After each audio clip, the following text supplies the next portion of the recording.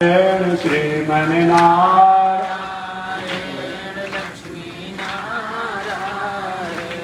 श्रीमन्नारायण नारायण नारायण श्रीमन्नारायण श्रीमन्नारायण भवतारायण श्रीमन्नारायण भवतारा लक्ष्मी नारायण नारायण नारायण लक्ष्मी नारायण नारायण नारायण आग लगे आकाश में बरसन लगे अंगारो आग लगी आकाश में बरसन लगे संत नहीं होते जग में तो जल मरता संसार संत नहीं होते जग में तो मरता संसार श्रीमन्नारायण नारायण नारायण श्रीमन्नारायण नारायण नारायण लक्ष्मी नारायण नारायण नारायण लक्ष्मी नारायण नारायण नारायण तनी देखी रघुनाथ जी हमारी ओरिया तनी देखी रघुनाथ जी हमारे तनी ताकी रघुनाथ जी हमारी ओरिया तनी ताकी रघुनाथ जी हमारी ओरिया बगसर में आके रहुआ तड़का के मरनी बगसर में आके रहुआ तड़का के मरनी गौतम नारी अहिल्या के तरनी गौतम नारी अहिल्या के तरनी तन देखी रघुनाथ जी हमारी ओरिया तन देखी रघुनाथ जी हमारी ओरिया तन ताकी रघुनाथ जी हमारी ओरिया तनी ताकी रघुनाथ जी हमारे श्रीमन्नारायण नारायण नारायण श्रीमन्नारायण नारायण नारायण लक्ष्मी नारायण नारायण नारायण लक्ष्मी नारायण नारायण नारायण बोलिए श्री लक्ष्मी नारायण भगवान की। भाष्यकार भगवान श्री रामानुजाचार्य स्वामी जी महाराज की, श्री प्रतिवाद वेंकटाचार्य स्वामी जी महाराज की, अनंताचार्य श्री गादी स्वामी जी महाराज की, परमाचार्य श्री रामकृष्णाचार्य स्वामी जी महाराज की, विश्ववन जगदाचार्य श्री तिरंडी स्वामी जी महाराज की, पावन धाम की, पावन ठाव की, पावन स्थल की, पावन महामहोत्सव की जय जय श्री सीताराम, जय जय श्री राधेश्याम, जय जय श्री श्रीमन्नारायण, जय जय श्री भाष्यकार, जय जय श्री रामानुजाचार्य, जय जय श्री त्रिदंडी स्वामी जी महाराज, जय जय श्री त्रिदंडी स्वामी जी महाराज। हरि ओम शांति शांति शांति। अनंताचार्य कृपया वेदान्तद्वयपारगम रामकृष्णांग्रि सद्भक्तं विश्वक्सेन मुनिं भजे काषायं यज्ञसूत्रं शुचिवपुषि तथा चोर्ध्वपुण्ड्रं सभाले यस्यास्ते दक्षहस्ते कलिकुमति गिरीन्द्रेन्द्र वज्रं त्रिदण्डं संसाराग्नि प्रशांत्यै भृतजलममलं दारुपात्रं पवित्रं श्रीविश्वक्सेन सूरेः पदकमलयुगं श्रेयसे संश्रयामि लक्ष्मीनाथसमारम्भां नाथयामुनमध्यमाम् अस्मदाचार्यपर्यन्तां वन्दे गुरो परम्पराम् नारायणाय विद्महे वासुदेवाय धीमहि तन्नो विष्णु प्रचोदयात् महालक्ष्म्यै च विद्महे विष्णुपत्न्यै च धीमहि तन्नो लक्ष्मी प्रचोदयात् तन्नो लक्ष्मी प्रचोदयात्। परमाराध्य श्री लक्ष्मी नारायण भगवान नित्य वंदनीय पूज्य गुरुदेव श्री त्रिदंडी स्वामी जी महाराज के जुगल चरणों में कोटिशः नमन। भगवत भागवत आचार्य कैंकर्य पारायण महानुभाव दिल्ली की पावन भूमि से चलकर आए हुए श्री गोपाल जी महाराज द्वारा आपका श्रवण किए। ठीक मेरी कथा के बाद वृंदावन की पावन भूमि से चलकर आए हुए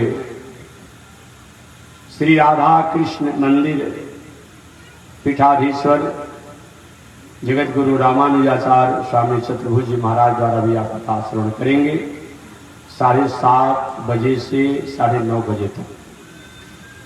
इसके बीच में 2-4 शब्दों को मैं अपने नियत समय से नियत कथा को बोलूंगा। कल मैं निवेदन किया था पिछले दिन, कथा मानव जीवन की संस्कृति का एनर्जी है, टॉनिक है, विटामिन है। कथा अगर न हो तो हमारे पास साधन तो रहेंगे, संसाधन तो रहेंगे, लेकिन जीवन में शांति नहीं रहेगा। ये केवल मैं कथा नहीं कह रहा हूं, प्रैक्टिकली मैं बात कर रहा हूं। अभी कुछ आधा घंटा पहले नाम किसी का मंच पर देना आवश्यकता नहीं समझता हूं। आए थे एक महानुभाव, अच्छे आदमी, अच्छे लब्ध, प्रतिष्ठा, धन संपत्ति है, बहुत परिवार भी लंबा नहीं। बता रहे थे बेचारे नाराज, डिप्रेशन में रहते हैं। पद भी है, धन भी है, पुत्र डॉक्टर है, जब से पोती संभाला उसको पढ़ाई लिखाए, डॉक्टर भी बन गया, विवाह भी हो गया। लेकिन विवाह के कुछ ही दिनों के बाद किस परिवार से सब लोग से बोलना चलना पड़ता दिया, बड़े परेशान हुए। ऐसा क्यों? कहीं न कहीं साधन तो है हमारे पास, संसाधन है, लेकिन संस्कार संस्कृति नहीं होने के चलते जीवन में शांति नहीं। धन से ही केवल शांति होती तो बहुत से लोग धन है, बहुत लोग पास है। पद से ही किसी को शांति होती तो बहुत लोगों को पद है। ऐसा क्यों होता है? हमारे पास संस्कृति नहीं। इसीलिए आप साधन बढ़ाइए, संसाधन बढ़ाइए, धन को, बल को, पद को, प्रतिष्ठा को, मान को, सम्मान को, सबको बढ़ाइए। साथ ही साथ संस्कृति का विटामिन और टॉनिक इसको भी लेते रहिए। शरीर दुबला हो गया है, कमजोर हो गया है, इसके लिए एलोपैथ, इलेक्ट्रोपैथ, होम्योपैथ, आयुर्वेद, देखिए भाई सबका आदर है। हालांकि कुछ महानुभावों द्वारा यही कहा जाए कि हम भाई संत हैं, महात्मा हैं, तो केवल आयुर्वेद की बात करेंगे, ऐसा नहीं चलेगा। ऐसा चलेगा? अब किसी के हाथ गोड़ कट गया, रास्ता में जा रहा तो एक्सीडेंट हो गया, कोई भाई हम तो अपना एलोपैथ को नहीं मानते हैं, इलेक्ट्रोपैथ को नहीं मानते, ऐसा काम चलेगा? तत्काल उस गोड़ के ब्लीडिंग को रोकने के लिए तो आपको एलोपैथ को लेना ही पड़ेगा, अंग्रेजी दवा को लेना ही पड़ेगा। हमारे यहाँ दुनिया में सबकी हो सकता है। हम एक को विरोध करके एक का समर्थन कर दें, ये अच्छी बात नहीं है। आपने नहीं सुना है क्या? हमारे घर का सबसे खराब चीज क्या होता है? हम सब लोग के घर का सबसे खराब चीज क्या होता है? बाहर कूड़ा ही नहीं होता है। घर द्वार बाहर करके अपने आप में और कूड़ा फेंक देते हैं। क्या वो भी नाकाम का चीज है? वही जब खेती करने से पहले जो समय आता था पहले के जमाने में, तो खांची और टाली से टाली उठा कर खेतों में डाल देते। देखने हमारे यहाँ किसी चीज का ऐसा नहीं उपयोग नहीं है। हाँ, ये बात है। अगर वही कूड़ा करकट को बाहर को और कहीं पूजा घर में रख दिया जाए तो, रसोई घर में रख दिया जाए तो अच्छा नहीं रहेगा, अच्छा नहीं रहेगा। इसलिए सबकी हो सकता है, इलेक्ट्रोपैथ हो, होम्योपैथ हो, आयुर्वेद हो, अंग्रेजी हो, सबका, यूनानी हो, सबका, सबकी अपनी अपनी भूमिका होती है। कोई भी दवा बना है तो कहने के भारतीय संस्कृति और वैदिक संस्कृति के ही द्वारा बना है। कोई आपके पास गन्ना है और गन्ना के रस द्वारा किसी ने खीर बनाया, किसी ने गुड़ द्वारा बनाया, आज जो और अच्छे हाई फाई हैं उन्होंने क्या किया, वो चीनी द्वारा बना दिया। चीनी का भी फानी कर इसमें बुरादा टाइप क्या आ रहा है, उससे भी लोग बनाते हैं। तो गन्ना की आवश्यकता तो कोई भी चीज बनता है जो शुगर का या चीनी संबंधी, गन्ना न हो तो बनेगा, खजूर न हो तो बनेगा। तो कोई अलग नहीं है, लेकिन एक का विरोध करे, एक का नहीं, ठीक है हमारी अनुकूलता नहीं पड़ती है, बात अलग है। लेकिन विरोध करके माने कि आप धोती कुर्ता पहनते हैं, हम नहीं पहनते तो हम धोती कुर्ता का विरोध करने लगे, ऐसा बात नहीं है। आप विवाह शादी के हैं, बाल बच्चे वाले हैं, ठीक है, संत महात्मा होने के नाते उससे हमें कहीं अपने आप अलग हैं, तो हम आपकी दिनचर्या को भाई गृहस्थ आश्रम बहुत खराब ऐसे नहीं कहेंगे। गृहस्थ आश्रम का भी आदर है, संन्यास आश्रम का भी आदर है, ब्रह्मचर्य आश्रम का भी आदर है, यही मैं निर्णय करना। इसलिए मानव जीवन में साधन होना चाहिए, संसाधन होना चाहिए, साथ ही साथ संस्कृति होनी चाहिए। इस संस्कृति के लिए पूजा पाठ, यज्ञ, दान, तीर्थ, व्रत, यही का टॉनिक है, विटामिन है, यही हमारा विटामिन का सुई है। इसी के द्वारा हम अपना मंगल कर सकते हैं। जब जब इन लोगों ने साधन संसाधन को प्राप्त किया और संस्कृति को त्याग किया, बहुत ऊंचाई पर पहुंच करके भी जीवन में जीरो उदासीन हो गया। उदाहरण के रूप में कल मैं कथा सुना रहा था, हिरण्याक्ष और हिरण्यकश्यप। कश्यप ऋषि की पत्नी का नाम दिति है, अदिति भी है। अदिति देवताओं की माता है तो दिति दैत्यों की माता है। मैंने निवेदन किया कि कश्यप ऋषि की बड़ी पत्नी अदिति ने संस्कार में जीवन जिया। आप पढ़ते भी है, कश्यप अदिति महातप कीन्हा। कश्यप और अदिति ने घोर तप करके और 12 आदित्यों को प्राप्त किया, 12 आदित्य देवताओं को प्राप्त किया। कश्यप ऋषि की दूसरी पत्नी का नाम दिति है। देखिए, दिति अदिति में बहुत अंतर नहीं है, याद रखिए। दिति का मतलब क्या होता है? द्वैत बुद्धि को दिति कहा जाता है। अदिति का मतलब क्या होता है? द्वैत बुद्धि का अभाव को अदिति कहा जाता है। और माने नहीं, अभाव। द्वैत बुद्धि माने भेद बुद्धि, द्वैत बुद्धि माने कपट की बुद्धि, द्वैत बुद्धि माने ईर्ष्या की बुद्धि, द्वैत बुद्धि माने लोभ की बुद्धि, द्वैत बुद्धि माने असहिष्णुता की बुद्धि और मानवता की बुद्धि। यही द्वैत बुद्धि है। जब जब भी हमारे में ऐसी बुद्धियां रहेगी, ऐसा विवेक रहेगा, तो निश्चित रूप में हमारे पास आया हुआ वस्तु भी हमारे उपयोग नहीं होगा। तो कभी कभी लोग कहते हैं कि महाराज जी मुंह के सामने आकर चला जाता है, भला ऐसा होता है? अरे जाओ ना, हला क्या कर रहे हो, जाएंगे हला कर रहे जाओ, धीरे से निकल जाओ, हला कर शांति से निकल जाना चाहिए, निकल जाए धीरे से, ज्यादा तो हला मत करो। इतना दूर से आप लोग समझते नहीं है। मैं निवेदन करना चाह रहा था, कहते हैं ऐसा होता क्या है? इसका मतलब क्या था? आते आते महाराज मुंह के सामने से चला गया। ऐसा होता है जी।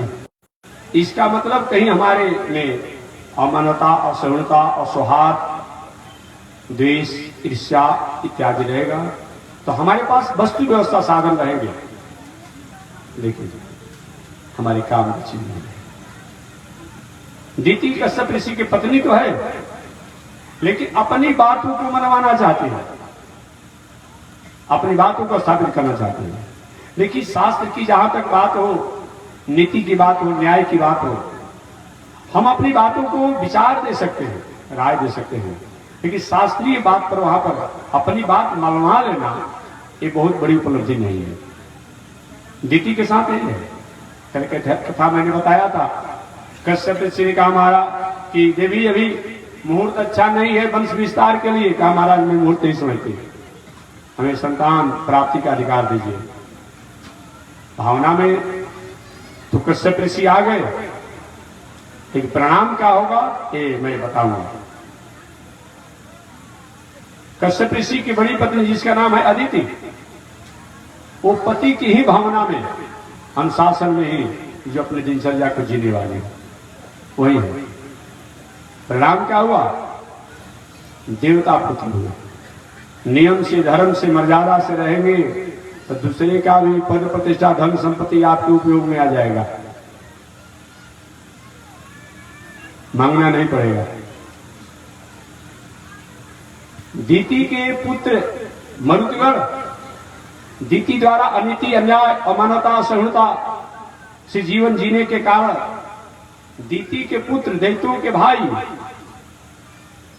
दैत्यों को छोड़ करके, राक्षसों को छोड़ करके और देवताओं के भाई बन गए, जिनको हम लोग पवन देव कहते हैं, वायु देव कहते हैं, मरुत देव कहते हैं। इतिहास गवाह आज ये हैं, दैत्य के भाई हैं, लेकिन मित्र किसके बन गए? देवताओं के। इनको हम लोग देवता में गिनती करते हैं।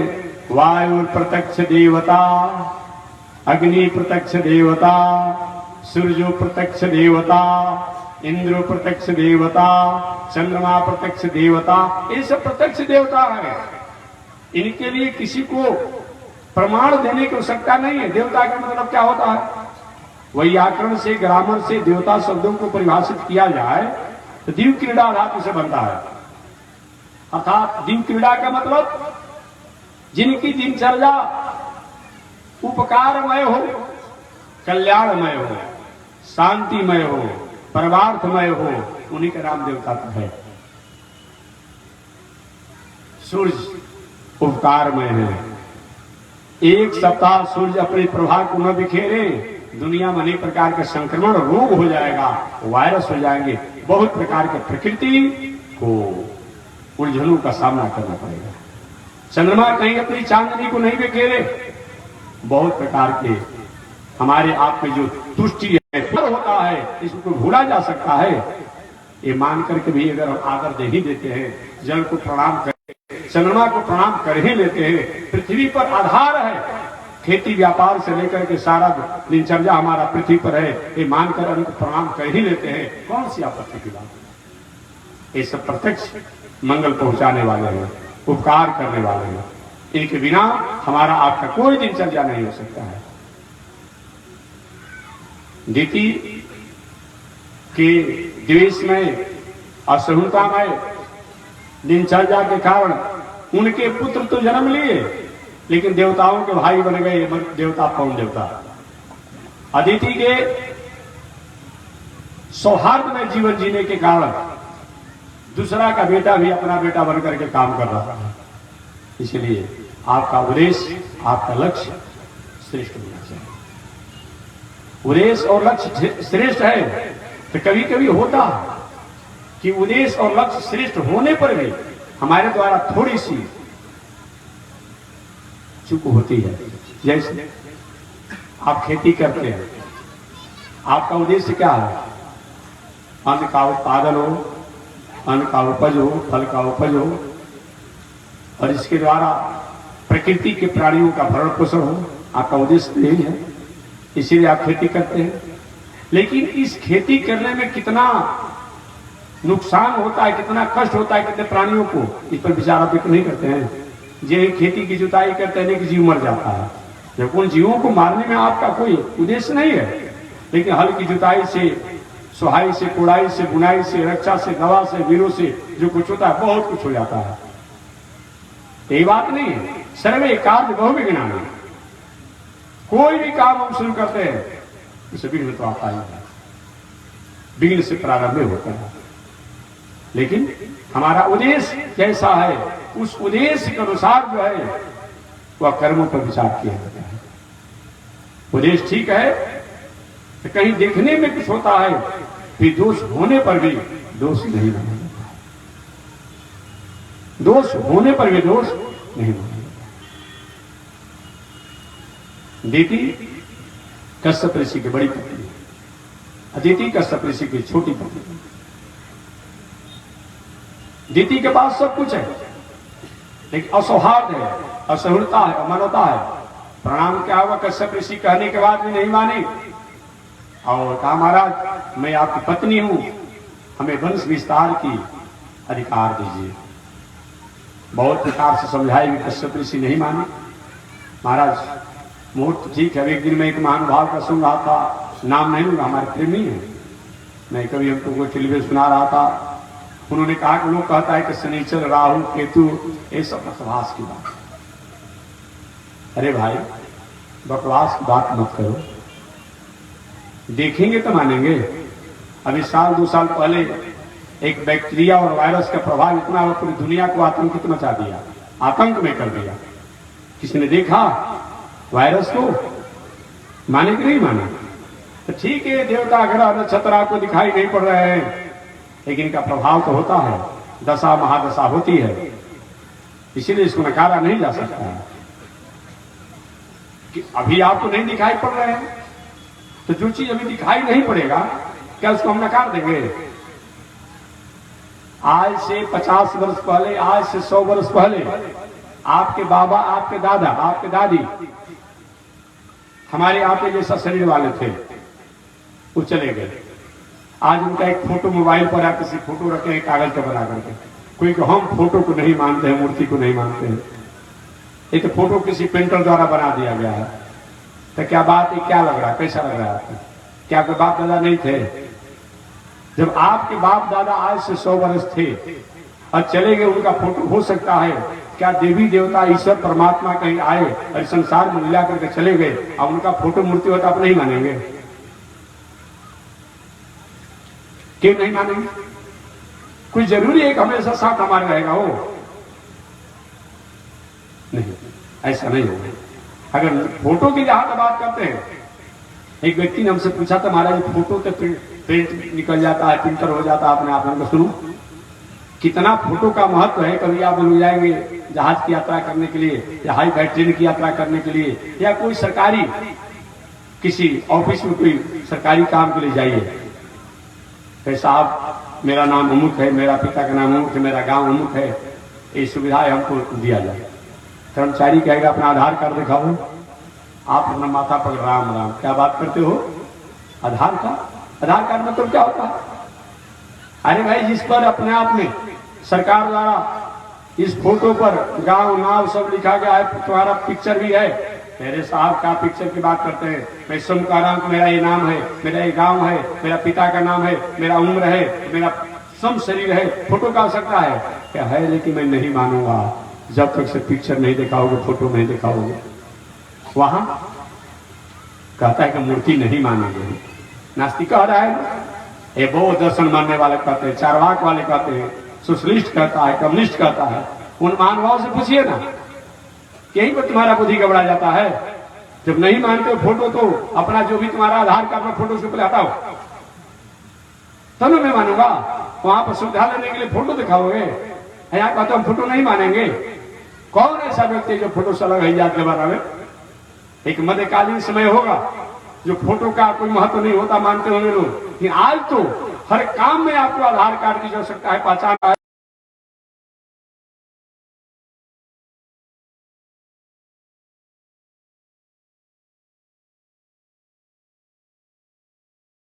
मान लिया जाएगा, ऋषियों द्वारा तपस्या साधना करके अगर वेद शास्त्र कहा गया उन्हें माना जाएगा। जब कहते हैं कि भाई कुछ संत महात्मा द्वारा लिखा गया है, तो ये भी तो किसी व्यक्ति द्वारा लिखा गया है, इसको आप मानते हैं नहीं मानते हैं? इसको मानते हो तो क्यों नहीं मानेंगे? इसलिए मैं निवेदन करना चाहूंगा, कोई भी व्यक्ति इससे अलग नहीं है। यही हमारी दुराग्रह बुद्धि है। दुराग्रह बुद्धि हमारे पास जब आती है तो हम वस्तु यथार्थ को भी अपनी ओर से उसको नकार देते हैं। एक बात और मैं कहता हूं, जो कोई नहीं मानता कि मैं नहीं मानता मूर्ति को, किसी को मत मानो, सबने मैं मानूंगा। गौतम बुद्ध के फोटो मानोगे, महावीर तीर्थंकर जैन के अनुयायी को मानोगे, मत मानो किसी को। लेकिन जब मानते हो तो सबको आपको ठीक है, अपने आप ही नहीं को मैं नहीं मानता हूं होता है। कौन व्यक्ति फोटो से अलग है? कोई व्यक्ति फोटो से, मूर्ति से, आकार से अलग नहीं। दीदी नहीं मानी, मैं नहीं मानती। प्रणाम क्या हुआ? दीदी के गर्भ में 2 बालक फलित पोषित होने लगे। इतना उनका प्रभाव और तेज रहा कि देवताओं का तेज निस्तेज हो गया। इस पर एक व्यक्ति ने हमसे पूछा, महात्मा जी कभी कोई बात आप लोगों को समझ में नहीं आती है? वाल्मीकि रामायण का उदाहरण उसने दिया और कहा कि इधर जब दीति के गर्भ में बालक थे तो देवताओं का तेज नष्ट होने से क्या मतलब होता है? वो तो दीति के गर्भ में है ना, और देवता लोग तो अदिति के पुत्र हैं, इनका तेज कैसे हो गया? तो मैंने कहा यही पर आपको है, बिजली में कहीं कहीं फाल्ट हो जाता है, कहां पर दूसरा कोई तार फंसा देता है, आपका बॉल मुझ जाता है। और बताइए हाँ नहीं हो रहा आजकल? कहां से क्या किया वायरस, कहां आपके कंप्यूटर मोबाइल में वायरस हो जा रहा है, कहां से हैंग किया और आप कहां आए रखे हैं पैसा, आपका पैसा उड़ जा रहा है। कहते हैं कैसे हो जा रहा है? ये जब यहां पर हो सकता है वहां पर नहीं हो सकता है। वहां पर गलत किया, वहां पर दीति के गर्भ में वो बालक है, लेकिन देवताओं का तेज हो गया।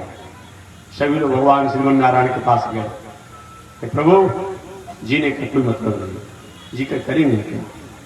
भगवान ने कहा जब हमारी विषम परिस्थितियां आती हो तो उस विषम परिस्थितियों में धैर्य और धीरता जो है वही हमारा मित्र है, वही हमारा गुरु है, वही हमारा भाई है, वही हमारा माता है, वही हमारा पिता है, वही हमारा सदस्य है।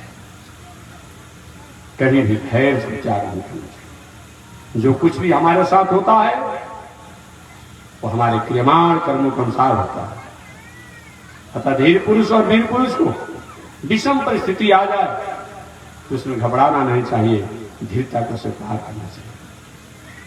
भगवान ने कहा देवताओं धीरता को धारण करो, धैर्य को धारण करो, समय से तुम्हारा मंगल होगा। प्रभु कब तक प्रतीक्षा करें कि कुछ समय बताएं।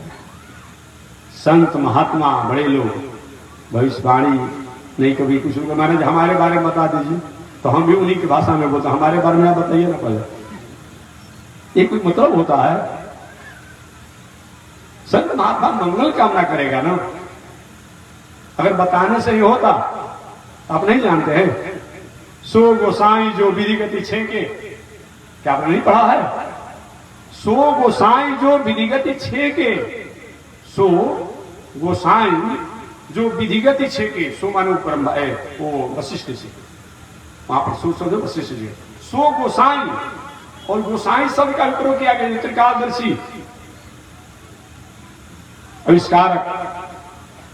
ऐसे वशिष्ठ ऋषि ने राम जी का मुहूर्त बनाया था कि अगले दिन राज सिंहासन पर राम जी बैठेंगे, राज तिलक होगा, अयोध्या का राजा बनेगा। इतना बड़ा विचार। सो गोसाई जो विधिगत छेके, विधि में ब्रह्मा होता है, जो ब्रह्मा द्वारा जो कुछ लिखने को लिखा जाता है उन पर भी किंतु परंतु संशोधन विचार करने का जो अधिकार रखता है, ऐसे ब्रह्मा की लिखने को विचार रखने वाले वशिष्ठ ऋषि द्वारा राम जी को अयोध्या के राजगद्दी पर बैठाने के लिए, राज तिलक की तैयारी के लिए सब मुहूर्त तय किया गया था। हुआ क्या? वनवास हो गया। और दुनिया में लोग क्या भविष्य काम करेगा जी? क्या करेगा? इसका मतलब क्या कुंडली नहीं बनवाना चाहिए? ब्राह्मण विद्वानों से मुहूर्त नहीं पूछना चाहिए? नहीं, पूछना चाहिए, लेकिन पूछने के बाद भी ये मत कि कह दिए तो ये होगा ही। हमारे 84 लाख दुनिया है, 27 नक्षत्र है, देवता है। 84 लाख जोनियों पर 27 नक्षत्र और जितने देवता हैं, इनके भाग्यफल के अनुसार सब कहीं अनुकूल है, कहीं प्रतिकूल है, इनको उससे काम होता है तो सारा फल आप ही पर लागू हो जाएगा, ऐसे कोई जरूरी नहीं है। कुछ लागू भी होगा, कुछ नहीं होगा। कुंडली में लिखा होगा, हो सकता है, नहीं हो सकता है, ये जानिए। सब हमारे पर लागू नहीं हो जाएगा। इससे वो ज्योतिष शास्त्र खराब नहीं, कुंडली बनाने वाले खराब नहीं है, लेकिन सब कुछ हो जाएगा ऐसा नहीं। बनवास हो गया राम जी। आज के अगर जजमनी का होता तो महाराज जी का गावे छूट जाता है। कैसा मुहूर्त आपने बनाया जो बनवास हो गया। लेकिन भगवान श्री राम लौट करके जब आते हैं लंकापुरी से 14 वर्षों का समय बिताने के बाद, तो पुनी बार बार वशिष्ठ ऋषि को प्रणाम करते हैं। गुरु वशिष्ठ कुल पूज्य हमारे, जिनके कृपा गुजर प्रणाम करते हैं।